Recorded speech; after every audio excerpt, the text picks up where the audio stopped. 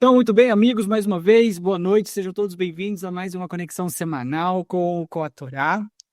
Mais uma vez, a gente gostaria de expressar a nossa mais profunda gratidão aos nossos generosos doadores que tornaram possível a aula aberta hoje também, né, para todo mundo. É graças ao apoio e à bondade de pessoas, né, como esses apoiadores, que a gente consegue criar esse momento de estudo e aprendizado aberto para todas as pessoas que têm desejo de aprender mais Torá. Tá bom? Então, que a aula de hoje seja realmente bastante inspiradora. E a aula de hoje ela foi oferecida pela Hadassah, tá bom? Para milagres e maravilhas para sua família e para toda a comunidade da escola Kabbalah Online, tá bom? Então, com isso, vamos dar início à nossa aula, né? A conexão dessa semana. A gente está na porção de Vaigash, tá bom? Quem quiser fazer a leitura da porção dessa semana na Torá vai encontrar no livro de Gênesis, a partir do capítulo 44, verso 18, até o capítulo 47, verso 27, ok? Em uma breve introdução, então. Bom, Judá, ele então implora para Yosef, para José, tá?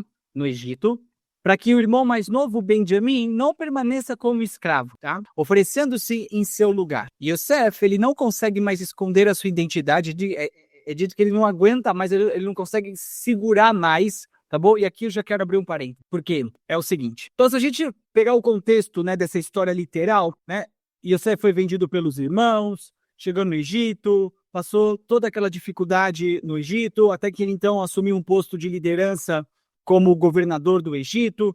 Chegaram os anos de fome, todas as pessoas vieram comprar mantimentos no Egito, vieram comprar com Yosef, inclusive os irmãos dele que morava em Canaã, vieram até o Egito para poder comprar, né, comida e mantimentos para eles e tudo mais. Então, eles não reconheceram Yosef no primeiro momento, e Yosef então começou uma série de ações, né, cujo objetivo era ir preparando os irmãos, se eu posso dizer assim, para essa revelação de luz maior, e esse é o ponto, tá? É dito na porção dessa semana que Yosef, ele não conseguiu mais se esconder, ele não conseguiu mais se segurar, ele teve que se revelar. Tá? E o que os sábios explicam sobre isso é que chega um ponto na nossa caminhada, na nossa jornada espiritual, em que a gente é tão persistente, a gente é tão entregue ao trabalho espiritual, a esse desejo de se conectar com o Criador, que chega um ponto que a luz do Criador ela não consegue mais se ocultar,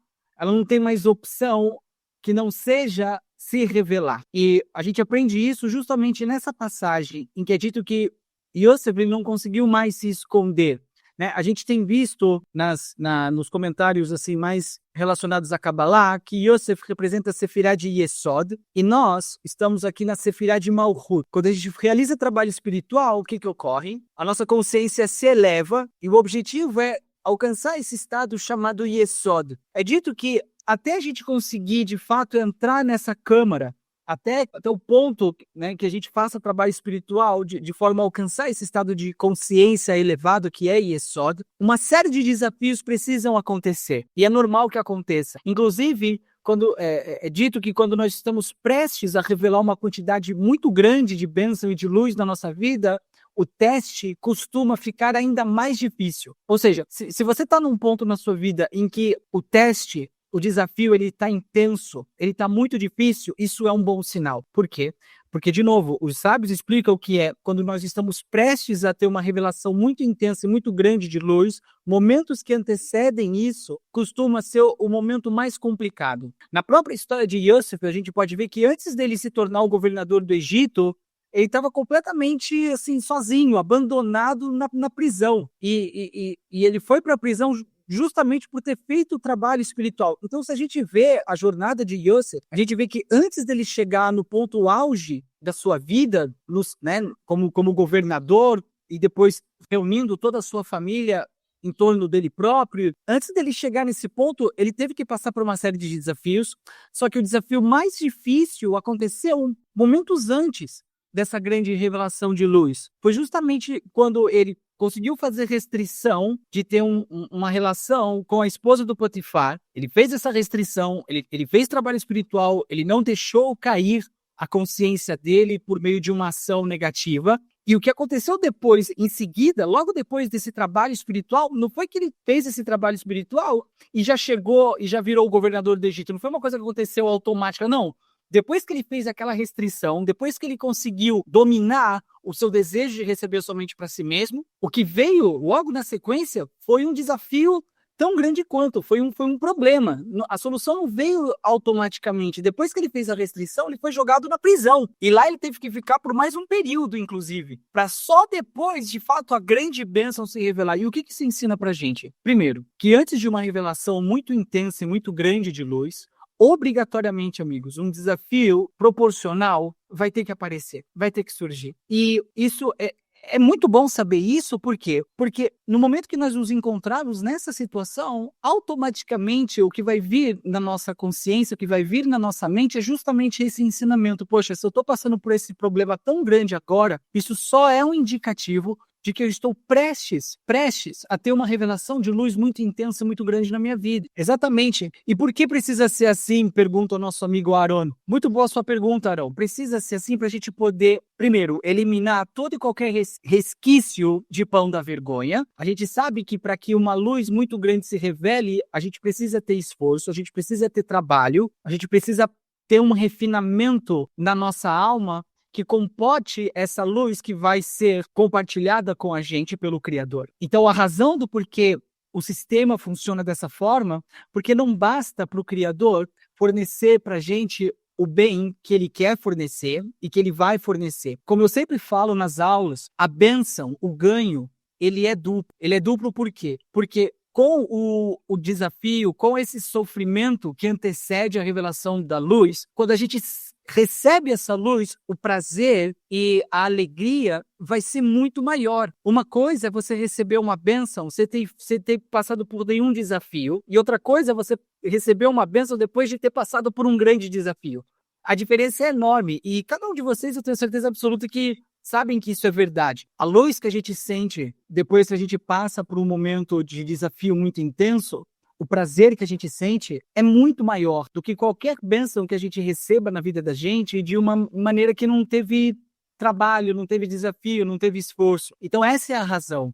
Esse é o motivo. E normalmente, amigos, quando a revelação de luz acontece nesse nível, muitas outras pessoas, além de nós mesmos, acabam se beneficiando com isso. Quando ocorre uma revelação de luz, depois de um grande desafio, a maneira como essa bênção ela se revela no mundo é de uma forma que não traz só benefício para nós mesmos, mas acaba beneficiando outras pessoas, principalmente pessoas que estão próximas de nós. Então, como envolve esse aspecto de uma revelação que acaba beneficiando outras pessoas, é natural que, de fato, antes dela se revelar, um grande refinamento precisa ocorrer, precisa acontecer. Então, só para ficar muito claro isso, a gente tem que entender e tem que saber que antes da gente entrar em Yesod, a tendência é que a escuridão, a dificuldade, o desafio fique mais intenso. E a gente precisa aprender a traduzir isso como um bom sinal. Inclusive, eu digo para vocês que se durante esse processo de desafio, de dificuldade, a gente não conseguir conectar com essa visão, isso, infelizmente, pode vir a retardar ainda mais a revelação dessa bênção, dessa luz. O que eu quero dizer? Você vai fazer o trabalho espiritual. Depois que você fizer o trabalho espiritual, vai vir um desafio. Eu já estou cantando a bola, já estou dizendo para você. Você vai fazer trabalho espiritual, você vai fazer restrição, você vai parar de comer o chocolate, você vai parar de fazer lachonará, você vai se esforçar para parar de agir de maneira negativa. Okay? E você vai chegar num ponto que você vai até falar, poxa, olha, consegui. Depois que acontecer isso, naturalmente, vai vir um desafio. Naturalmente vai vir um problema, vai vir qualquer coisa para ou fazer você retornar à vida que você tinha antes, ok? Ou deixar você completamente desanimado em dar continuidade em qualquer tipo de trabalho espiritual. Vai acontecer. Agora, o que a gente está aprendendo hoje aqui é que, primeiro, isso é um processo natural. Segundo, isso é um bom processo, porque, de novo, como o Aaron colocou muito bem, a gente se torna participante da revelação dessa luz por conta desse desafio que surge e a gente acaba tendo que superar ele. Então, a gente é coparticipante na revelação dessa luz, sem dúvida nenhuma. E, mais importante, quando esse desafio acontecer, a gente precisa traduzir isso como o quê? Eu estou prestes a receber uma luz muito intensa. Eu estou prestes a me conectar com o Yesod. Trazendo isso para o que está escrito aqui, ó, José não consegue mais esconder. Esse é o ponto. chega a esse nível que a luz ela não consegue mais se conter, ela não consegue mais se segurar. O Criador não consegue mais segurar. Ele falou, ele fez o trabalho espiritual, ele passou por todo o desafio, ele está aguentando firme e forte. Eu não aguento mais. Tem uma história que fala sobre esse homem que ele estava andando, então ele viu uma escada que ia até o céu. Só que essa escada não encostava na terra. Era uma escada que estava suspensa no ar. E por mais que ele pulasse para tentar alcançar o primeiro degrau dessa escada, ele nunca conseguia. E aí então as pessoas passavam e falavam assim, para de ficar pulando, porque você não vai conseguir nunca. O começo da escada está muito alto para você.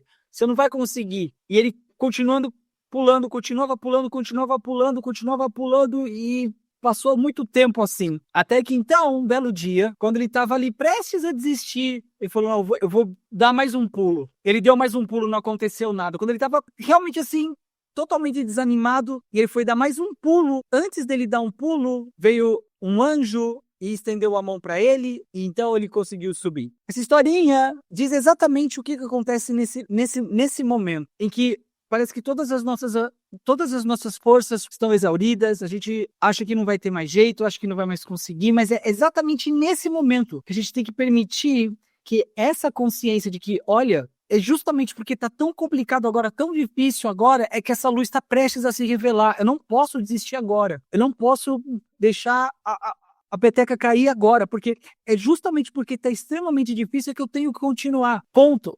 Isso, na verdade, precisa servir para a gente como um sinal, ok? Porque chega um ponto que a própria luz, o próprio Criador, ele não consegue mais se segurar. Assim como Yosef. Chegou uma hora que ele não conseguia mais esconder que ele era quem ele era para os irmãos. E é exatamente isso que a Torá quer ensinar aqui para a gente, amigos. Eu não sei o desafio que talvez você esteja passando na sua vida, sabe? Mas você tem que saber que isso precisa ser percebido por você como uma indicação de que o Criador está prestes a se revelar para você. Está prestes, falta quase nada. Na verdade, eu digo, você só precisa se convencer disso. Muito bem. E não apenas isso, Yosef, ele explica que todo o episódio da sua venda para o Egito pelos irmãos foi parte de um plano divino, para que então as vidas dos irmãos e das pessoas pudessem ser salvas durante o período de grande fome. Yosef então convida toda a sua família a se mudar para o Egito, inclusive o seu pai, prometendo-lhe segurança e sustento. A Torá fala que o faraó então apoia a decisão e oferece a melhor parte da terra do Egito, né, para a família de Yosef. Yaakov, né, Jacob, ele inicialmente descrente, né, mas depois ele fica até feliz, junto com a sua família, no momento que ele reencontra Yosef, no momento do reencontro do pai e do filho, que haviam se separado tantos anos antes. A chegada dos irmãos de José é bem vista pelo faraó, então eles se estabelecem na terra fértil de Goshen, prosperando naquele local, apesar da severa fome que até então ainda assolava toda aquela região. José, então, ele administra toda a crise, abastecendo com alimentos em troca de terras para o faraó, assegurando o sustento do povo egípcio e do mundo como um todo. De novo, amigos, essa história ela é super bonita, ela é super inspiradora, mas a gente tem que realmente se conectar com o aspecto mais interno dessa história, tá bom? A ideia e o conceito de que Yosef representa a consciência de Yesod. Yesod é o canal através do qual flui todas as bênçãos dos mundos superiores. A conexão com Yesod é estabelecida por meio de trabalho espiritual. É estabelecida por meio do trabalho contínuo da diminuição do nosso ego, do nosso desejo de querer receber tudo somente para nós mesmos. É só fazendo esse trabalho espiritual que a gente consegue se aproximar dessa dimensão espiritual, desse estado de consciência. E uma vez que nós estejamos bem próximos de nos conectarmos com essa dimensão espiritual, momentos antes dessa conexão se estabelecer, o nosso oponente ele vai fazer de tudo. Ele vai jogar sujo para não deixar isso acontecer.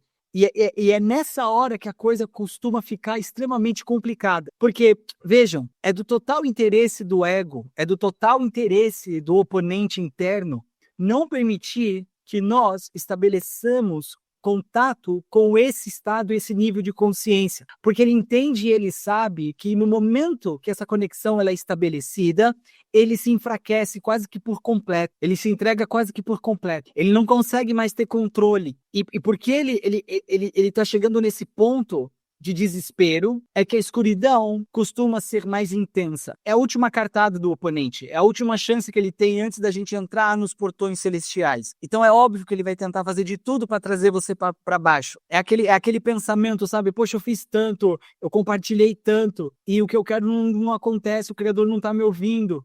Isso tudo é o oponente fazendo o máximo que ele pode para trazer você para baixo, para retardar esse momento de plena conexão, dúvida, medo, toda essa insegurança, sabe? De que o Criador não existe, Hasve Shalom, que a coisa não vai melhorar, que a saúde não vai acontecer, que o milagre não vai se revelar, né? E principalmente depois da gente ter feito tanto trabalho espiritual, aí parece que fica ainda pior, porque você olha para trás e você fala, poxa, eu tenho feito tudo tão certo. Eu tenho feito tudo tão direitinho, Criador. Por quê? Por que as coisas não se transformam na minha vida? Por que o milagre não se revela?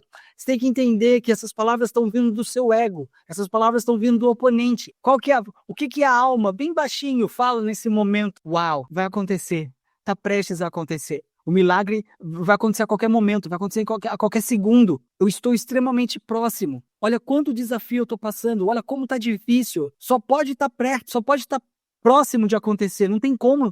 É essa consciência, amigos, que derrota completamente o oponente e que vira a chave do portão celestial para que então essa bênção, esse milagre se revele na nossa vida. Quanto mais a gente nesse momento ficar dando ouvido para o oponente, mais a bênção vai demorar para se revelar. Esse é um grande truque.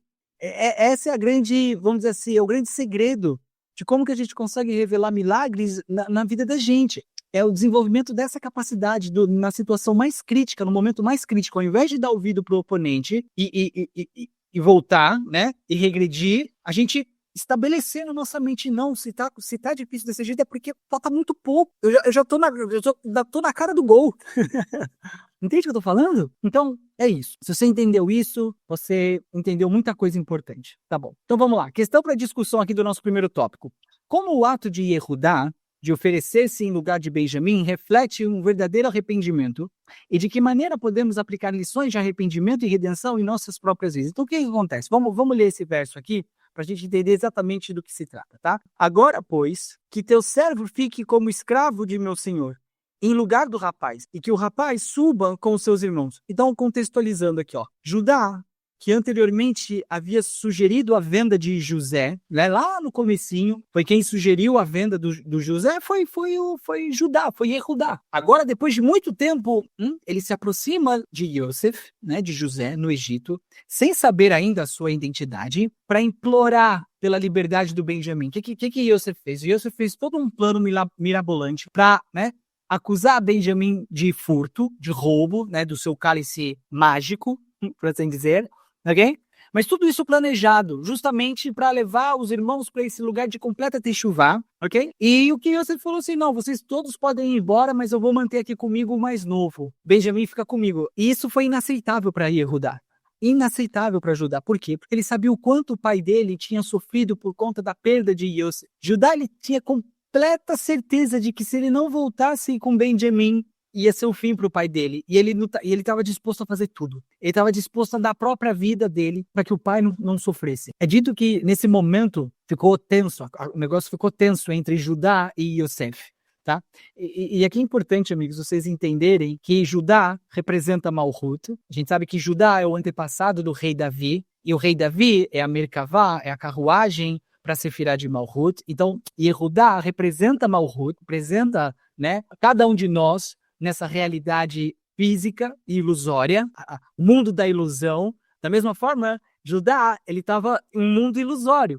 Ele não sabia o que estava acontecendo nos bastidores. Ele não sabia que Yosef era quem estava diante dele. Ele estava vendo numa realidade que, na verdade, não correspondia com os 99%. Amigos, vocês estão entendendo o que esse grande finale está trazendo aqui pra gente? É exatamente a nossa história. É exatamente a nossa história. Judá estava exatamente nesse lugar, imerso num mundo de ilusão, de caos, de desordem, problema. Cara, que caos louco. Eu vendi meu irmão lá no passado, agora eu tô pagando isso aqui. E agora o outro filho do meu pai mais novo, com a esposa que ele amava, que era a Raquel, agora tá aqui correndo perigo, sendo sequestrado por esse governador, eu dei minha palavra pro meu pai, que eu ia trazer o menino de volta, e agora o governador quer ficar com ele, não, isso é inaceitável, não, se eu tiver que morrer, eu vou morrer. E Yehudá, ele estava disposto a abrir mão de tudo, né? Em hebraico, a gente utiliza o termo chamado Mesirut Nefesh. Mesirut Nefesh. Mesirut Nefesh significa uma completa entrega da nossa alma. A gente está disposto a entregar tudo. Estou disposto a entregar tudo. O que é esse estar disposto a entregar tudo?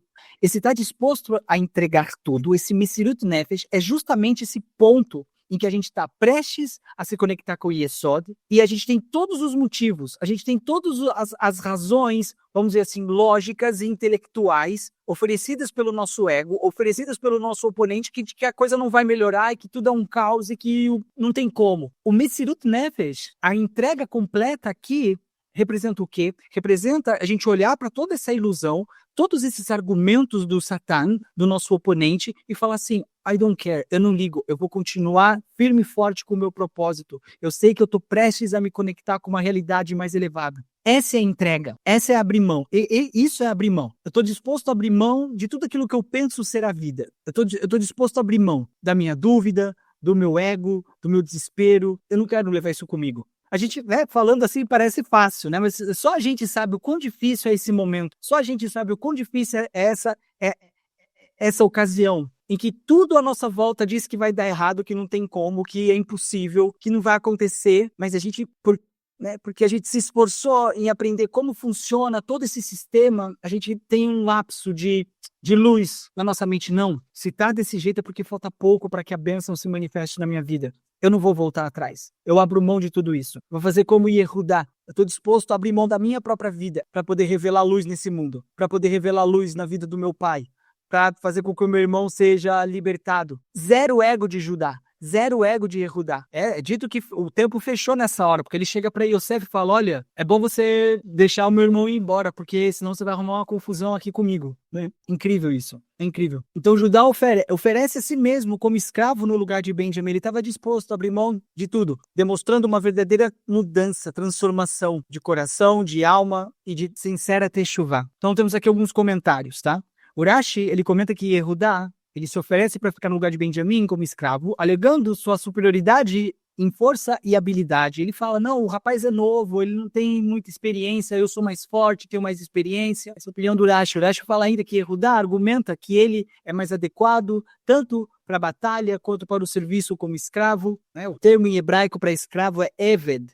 Tá? E aí, se você quiser fazer uma análise mais detalhada, você pode ver na própria lei de Moisés. Se você tiver, você vai encontrar esse comentário do Urashi lá, tá bom? Se for no outro comentarista, ele fala, Judá, ele implora para ser escravo no lugar de Benjamim. Ele deseja evitar o pecado contínuo contra o seu pai. Como eu falei, a primeira vez ele sugeriu a venda de Yosef e isso trouxe muito sofrimento para o pai dele. Agora, nesse segundo momento, ele dá a palavra dele para Jacó, que ele vai retornar o menino, que ele vai fazer o Benjamim voltar para casa. Então, não existe a possibilidade da cabeça de Yehudá de que isso não aconteça. Um outro comentário do Or HaChaim, ele diz que Yehudá pede para permanecer no lugar de Benjamim. Né? Ele havia prometido trazer o Benjamim de volta pessoalmente, mas agora se apoia no princípio de que o mensageiro pode cumprir a obrigação de quem enviou. Isso é uma referência do Talmud, tá bom? Vocês também podem consultar no texto original do Or HaChaim, tá bom? É um comentário bíblico.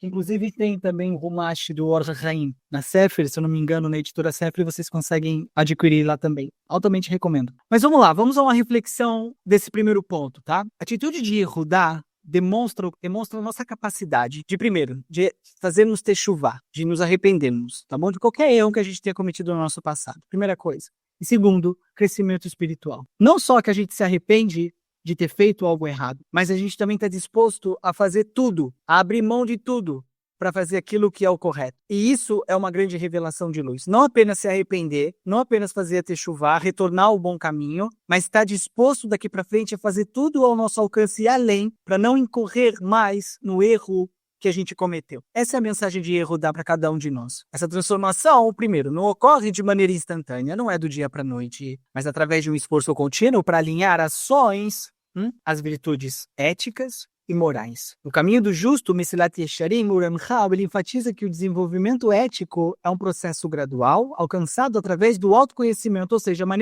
à medida que você se autoconhece, você entende quais são as forças que operam dentro do seu ser, sua alma, né, e o seu ego, e quanto mais você tem entendimento e compreensão disso, então você consegue se desenvolver espiritualmente, emocionalmente, de forma ética, e esse é o processo gradual. E também da disciplina em resistir aos desejos que afastam a pessoa do próprio Criador. Assim como Yehudá se oferece como escravo, reavaliando as suas prioridades e colocando o bem-estar do irmão dele, ou seja, do próximo, acima do dele próprio. A gente aprende sobre você deverá amar o próximo como a si mesmo.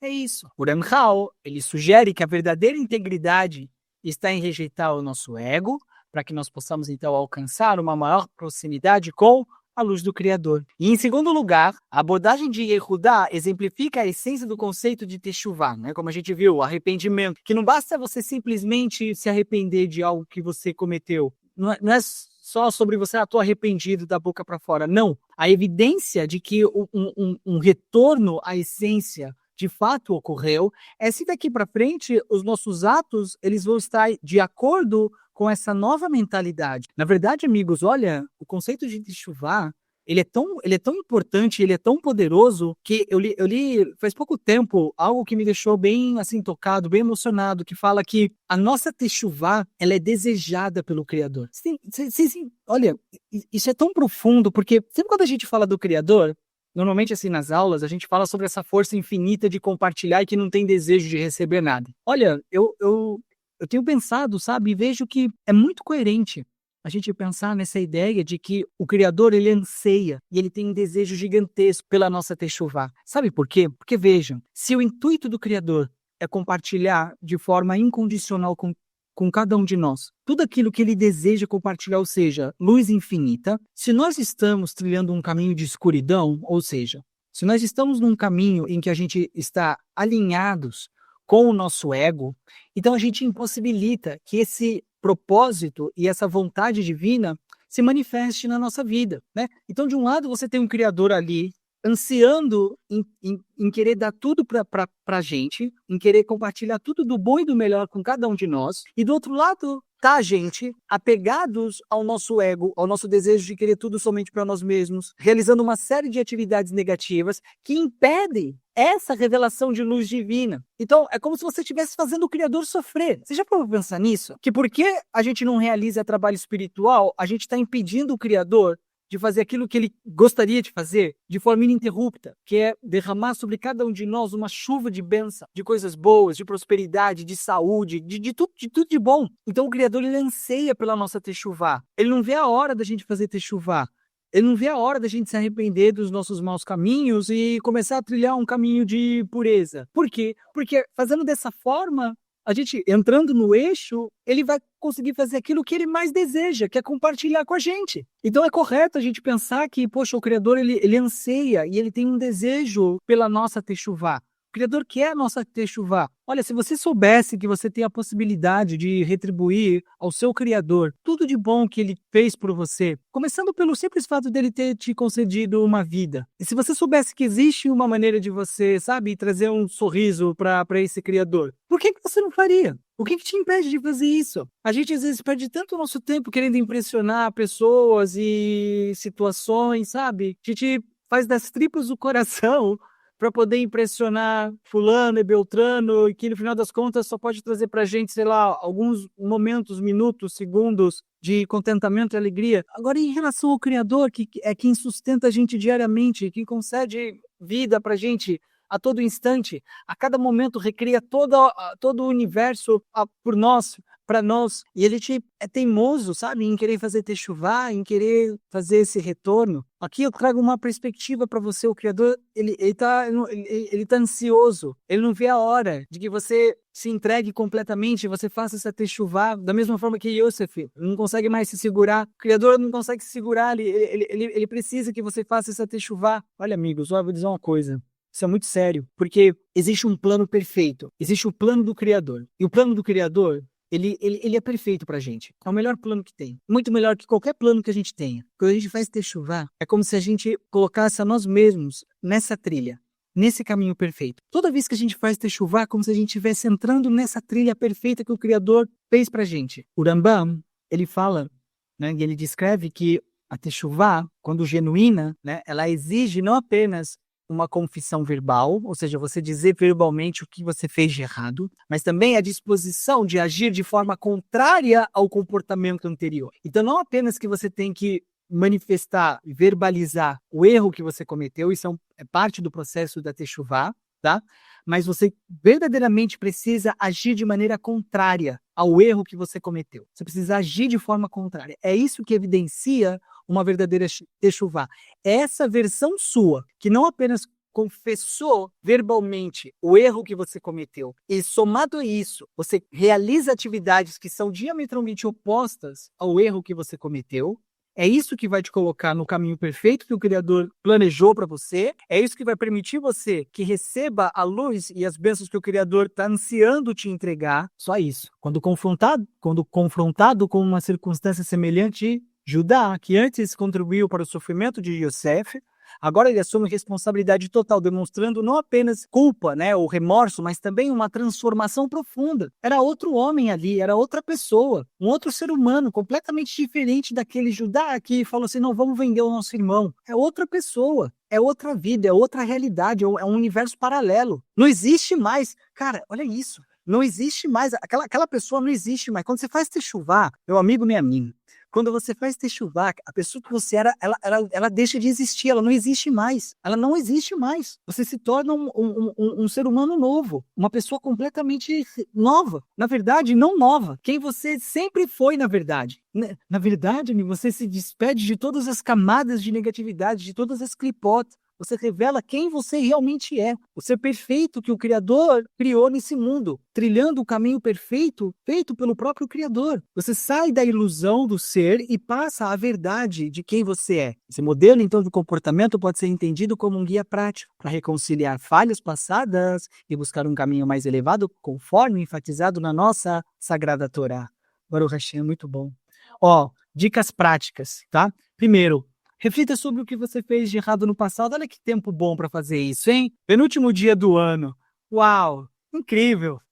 Reflita, o que você fez de errado esse ano? Quais foram os momentos em que você deu ouvido ao seu oponente, ao seu ego, ao desejo de receber somente para si mesmo? Confessa, verbaliza, de maneira a fazer com que os seus ouvidos ouçam as coisas que você fez de errado. Isso é um passo importante, porque é o momento que o ego ele é ele é massacrado, ele é quebrado. Quando a gente fala o erro que a gente cometeu, a gente está dando uma bela de uma surra no nosso ego. Por isso que esse passo ele é tão importante. Só que você não para aí. Agora você precisa fazer o quê? Formular um plano para você agir de maneira completamente oposta ao erro, né, que você cometeu no passado. Primeira coisa, né, essa